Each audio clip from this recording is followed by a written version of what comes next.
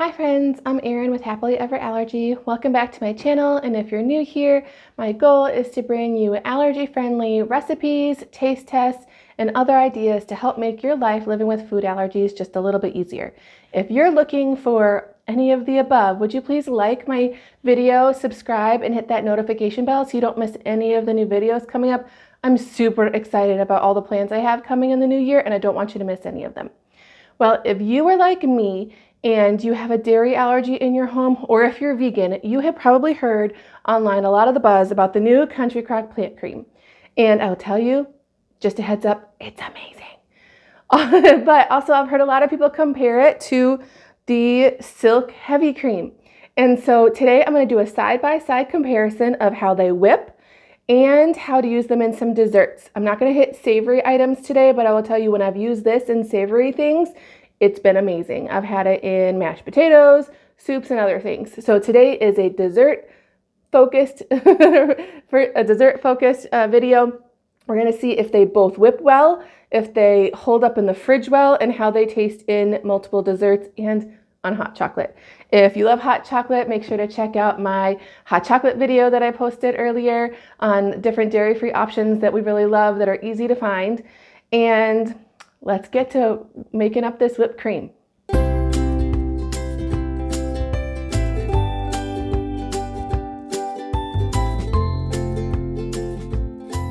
The first thing I wanted to mention to you is that I know whipped cream can be scary. So I've done some research on how to make the best whipped cream, and I'm doing a direct comparison with what we call in our house cow milk whipped cream, so a non-vegan alternative, and I'm going to use those principles and apply them to this dairy-free product that says it whips like normal cream. So that being said, when I did my research, America's Test Kitchen says that the temperature of your cream, meaning normal cream, but we're going to use it for dairy-free, is super important. It has to be really cold. The colder it is, the better it whips. So I have had mine in the fridge in like the further back of my fridge to keep it nice and cold. Test Kitchen says that 42 degrees is about optimal, so I'm trying to keep it nice and cold. That's why I don't have it still out on the counter. You need to have your bowls and your beaters cold also. When it comes to whipped cream, there are stabilizers that are often used to help keep your whipped cream with those peaks longer. When I researched the actual store-bought stabilizers themselves, oftentimes they had just cornstarch and a few other ingredients. And then other recipes used powdered sugar. Well, what is in most brands of powdered sugar?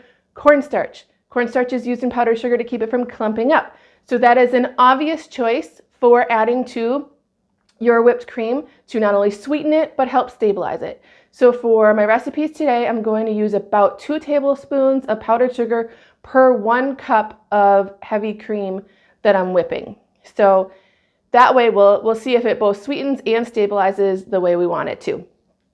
When you're going to actually whip your whipped cream, there are many options for how you do it. You can whisk by hand, and it is totally doable, but it'll give you quite the arm workout because you'll need to whisk for at least 5 minutes.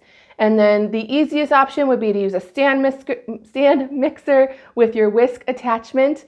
I'm going to be using my hand mixer today to help keep everything consistent, and because it's easiest to fit those bowls, just a regular glass and metal bowl in my freezer, and the stand mixer's large bowls would be a lot harder to fit in there, and my freezers are pretty full. Let's start by looking at the packaging of these. So from a marketing standpoint, they both look really similar. They're using red. I mean, that's obviously just part of the branding.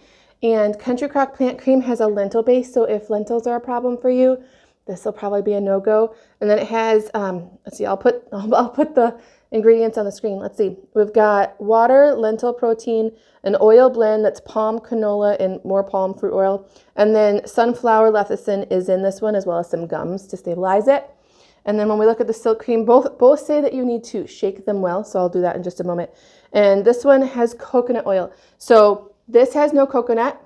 And then this one, the Silk has coconut oil, sunflower oil, and fava beans. So it does also have bean product. So if you are allergic to beans across the board, then both of these might not work for you. It just depends. And then the Silk says processed in a facility that also processes tree nuts and soy.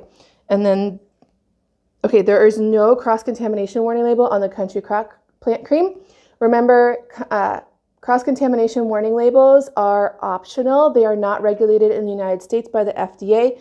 So if you have questions about cross-contamination on this product, you'll need to contact the company, because just because a product label does not include one does not mean it's necessarily safe for your family. We personally haven't had any issues with cross-contamination, but that's our own allergy situation. So both have some element of bean in them to help obviously whip and whatnot. All right, this is the Country Crock plant cream. It tastes very, very neutral. It does not have a strong flavor one way or another. It has the same mouthfeel, like the thickness of a heavy cream. And it's a tiny bit sweet, but not much. It's not so sweet that you would notice in your savory dishes. In general, it's very pleasant tasting. That's probably why I haven't minded it at all when we've been using it in soups and stews and things. It also says whips, cooks, and bakes, just like the Country Crock. I'm gonna shake this one before I open it. All right. It gets bubbly like real cream does. It's whiter. That's kind of interesting that you can see a difference. Oh, okay. You can taste the coconut. When you're tasting this one straight, you can tell that there's coconut as a base to it. It isn't quite as thick as the Country Crock plant cream, but it still has a thick and pleasant mouthfeel. So this would probably be really good for desserts. It'll be interesting to see if you can taste the coconut flavor after it's whipped. You know, sometimes you don't notice. When I've done vegan desserts before with whipped cream, I have made the vegan whipped cream with coconut cream. And my family personally didn't like them because they don't like the strong coconut flavor. That's our personal preference. And prior to allergies, we didn't eat a lot of coconut. And so that's not something we were used to. If your family already loves coconut, then it may not be a problem for you at all in any application. And as with all things that we're modifying, I have noticed that the more spices I'm adding to a dish, the less that I notice a coconut flavor to them. So I have a lot of curry recipes that we love that are coconut based. And so for those Indian and Thai curries, you don't notice a coconut flavor at all in those. And that's because there's so many seasonings going on. So when we add these to desserts, it'll be interesting to see if we can ignore the coconut or if it needs to be highlighted to make it pleasant for most people. So, all right, now that we've tasted them, let's go ahead and get to whipping. I'm gonna put one of them back in the fridge. I think we'll start with the Country Crock plant cream, whip it first, and then I'll clean up my beaters and then we'll whip the Silk. Here is my bowl straight from the freezer. So we're gonna try to work quickly because I've heard the better or the colder your items are, the better they whip. We're gonna go all in today with all 2 cups. Obviously, if you are making a dessert at home or something with this, you don't need to use the whole entire carton to make whipped cream. So I would probably normally only do 1 cup, but I'm gonna do a few different experiments with this. So I wanna make sure that we are consistent. We will go ahead and add our 4 tablespoons of powdered sugar and see how that does and if that's even sweet enough. Some people like really sweet items and some don't. So here we go.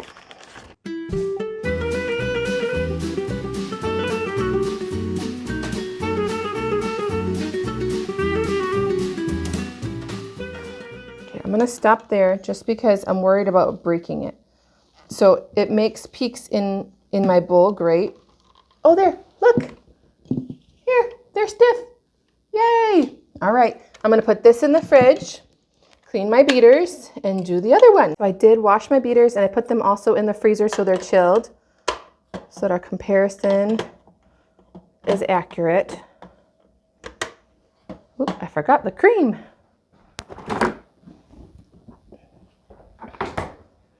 All right, so here's our Silk. We're gonna pour it in, add our sugar.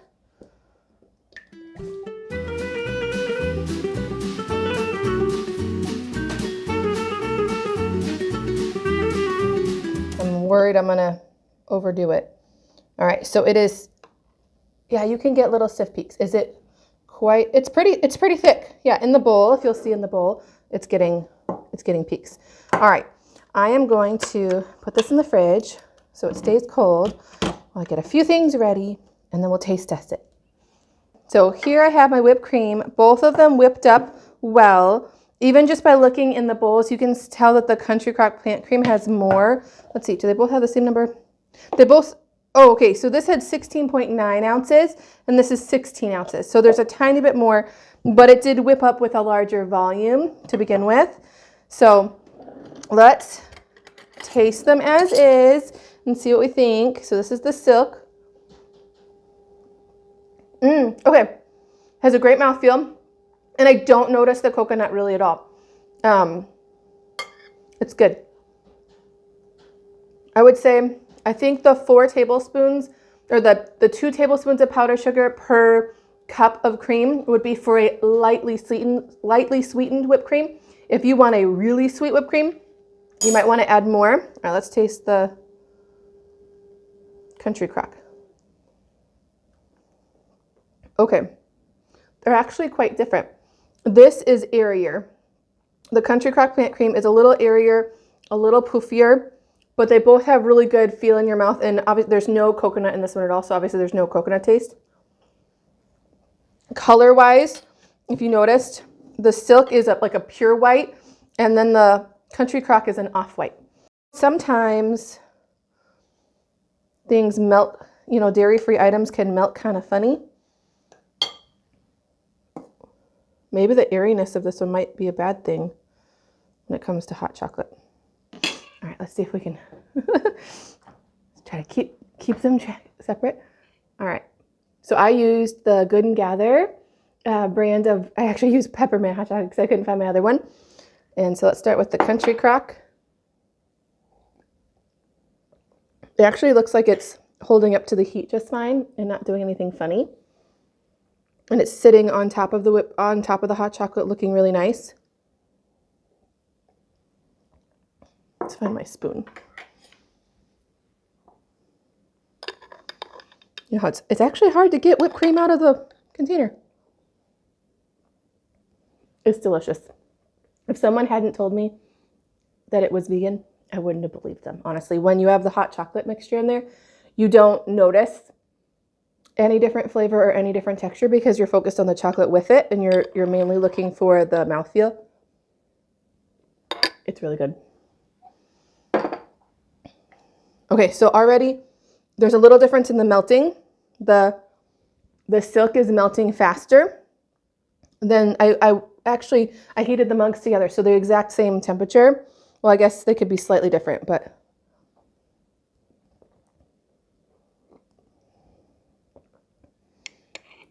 okay, I just like hot chocolate and whipped cream, to be honest with you. Interestingly enough, the Silk is colder, and they were both in the fridge, so that's kind of interesting. But the Silk is melting faster, and you can taste a little bit more of the coconut flavor as it melts. It's still tasty, and I like coconut, but that might be something to keep in mind if you have access to both of these. All right, but it's still good enough that I would keep eating it. All right, so both of these are delicious choices for whipped cream in general and for in your hot chocolate. And I'm going to go ahead and make 2 different desserts with them now. I'm going to make just a basic chocolate mousse and then make that into like a layered Oreo dessert. And then I'll use the Silk to simulate one of those Icebox strawberry shortcake desserts with graham crackers between the layers. All right, so let's get to cooking those up, or mixing. There's no cooking. It's melting some chocolate and layering things. I actually forgot to tell you, I'm also going to put a sample of each of these in the fridge, and we'll see how they hold up by tomorrow. You know, some of these things, if it doesn't always keep its shape and whatnot to the next day. And so let's see how it does if we refrigerate it overnight, because you don't want to make a dessert ahead and then have it all deflate and be a puddle of nastiness the next day. So let's see if these will continue to hold their shape into tomorrow, or if it's something that you need to cook the day of, or whip up the day of. All right, if you have ever seen those strawberry shortcake desserts that are layered, there's a few different ways you can do them. Some of the recipes call for vanilla pudding. That would be an awesome idea. You could use just instant vanilla pudding with your non-dairy drink of your choice. Today, I'm gonna just go ahead and use the whipped cream because this taste test was more about how the whipped cream would do than if I could make a pudding. But in general, puddings are quite allergy friendly if you use your own milk choice, because most of them are really just flavorings and cornstarch. So if you can have corn, which also that's to keep in mind, if you do have a corn allergy, this could be a problem for you, because obviously the stabilizers we used in the powdered sugar all had cornstarch. All right, so I just have my whipped cream in the bottom, my strawberries, and I'm going to layer it. I have all these graham crackers left over from our failed gingerbread house pieces. So I'm just going to throw in a few chunks.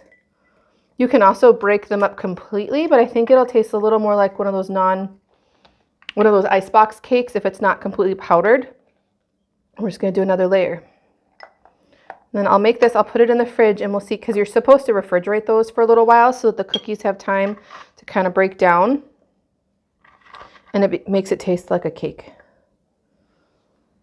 Let's add more cookies. It's a good use for those gingerbread house pieces. If you're gluten-free, you could use an Enjoy Life cookie would be good in here. I know they have sugar cookies. That would be tasty. I know there's a lot of gluten-free cookies out there. I am not an expert on gluten-free baking. We did do it for quite a while, and I do have a no-bake cookie recipe video. And so I do have some favorites that are no-bake, that are top 9 free and gluten-free. But when it comes to actually baking cookies, it is not my specialty. All right, here we go. We have our strawberry shortcake dessert. I'm going to refrigerate this for about an hour, and then we'll taste it. Hopefully my whipped cream stays whipped that long. We'll see how it does. All right, and I still have all of this left over. So here's my setup for my chocolate mousse.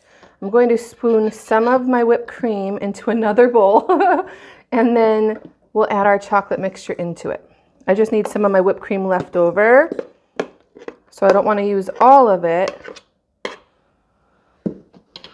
And if you are a pastry chef, I know that this is not real chocolate mousse. Real chocolate mousse normally includes eggs and cooking it and all of that. But if you have a dairy and an egg allergy, this is possible. So my goal with this channel is to show you what you can do with the products you can find, and not focus on the specifics of the terminology with recipes, because that can really just bog us down. You know, so this is a mousse-like dessert. And then also, if you're using, you can melt down like a high quality dark chocolate instead of using the chocolate chips I had. Obviously, that's probably a better idea. When I had started looking, I was going to go find a bar of chocolate to use. The issue I ran into was a lot of them had cross-contamination warning labels for all sorts of things, and I know a lot of my viewers are going to be concerned about that. And so in this case, we're using an allergy-friendly chocolate. Yes, it's a chocolate chip, so it's going to have some of those stabilizers. We'll see how this turns out. And actually, if I'm melting my cream as I do this, because I didn't let the chocolate cool down that much.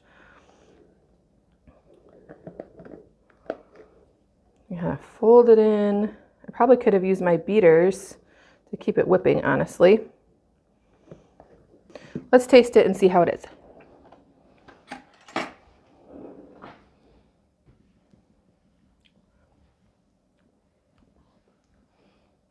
It's chocolatey, it's sweet, and it's airy.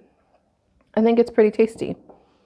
So if you really like fine chocolate, you may want to go ahead and melt down your expensive chocolate that you can find and do that with some of your heavy cream. I'm still just going to go ahead and plate this up because I think it'll be fine. So, a few options you have. If you want to serve this for a fancy dinner, you could just serve the mousse by itself. You could pipe it. I'm not going to pipe today. I know that would be lovely. So you could plate this up in a cute little dish. Try to swirl it. Add a dollop of your whipped cream. Some chocolate shavings on top or cocoa powder. And isn't that cute? Let's try another layered dessert. All right, so we're going to use our cookies. And we'll layer it in the bottom and layer it with whipped cream. And we'll see how this does. And as a comparison on my hot chocolates, those of you that are interested. So here's my hot chocolate comparison. The Country Crock still has some structure to it, whereas the Silk has completely melted into the top.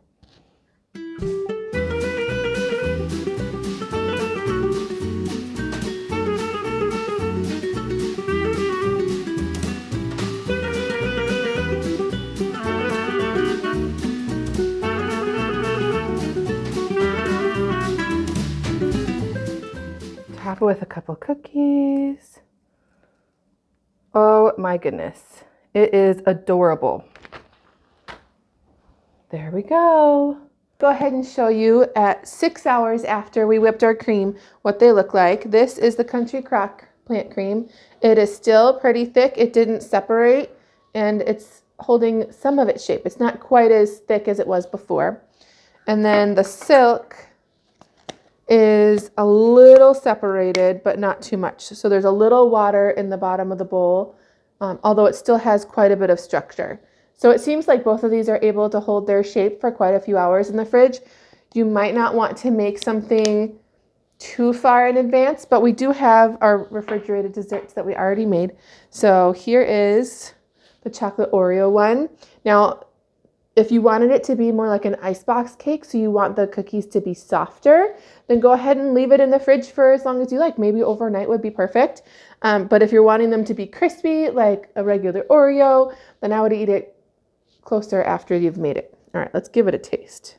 See if I can find some cookies in the bottom.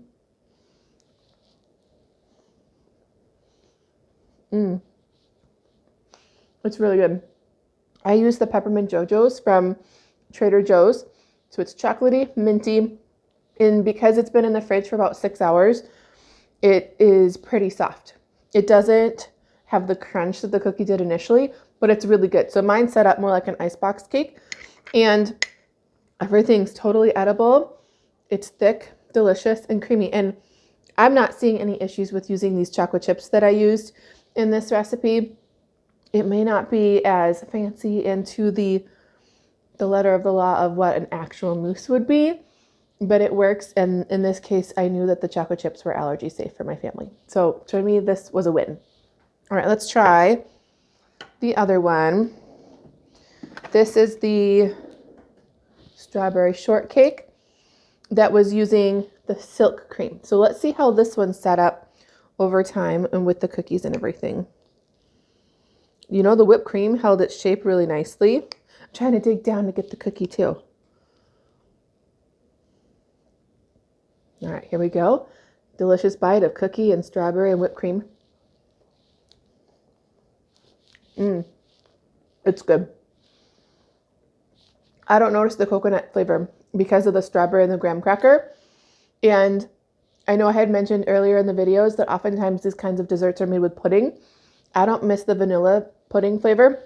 If you wanted more vanilla flavor, you could add vanilla extract when you're whipping the cream, and that would work too. I also think this could be made the day ahead too, because you want the cookie to get softer. I think this is a delicious dairy-free vegan option. And if you have the Silk whipping cream available for you, go for it. All right, friends, here is everything that I finished making today. And I tell you, these products are really impressive. I don't think you can go wrong with either one of them. If I had access to both and I had no intolerances or allergies to either one of the ingredients, I would buy the Country Crock plant cream. It whips super well and it has a large volume.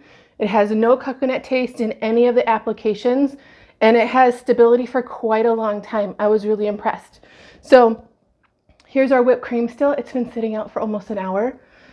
The chocolate mousse, our hot chocolate, the layered dessert with cookies.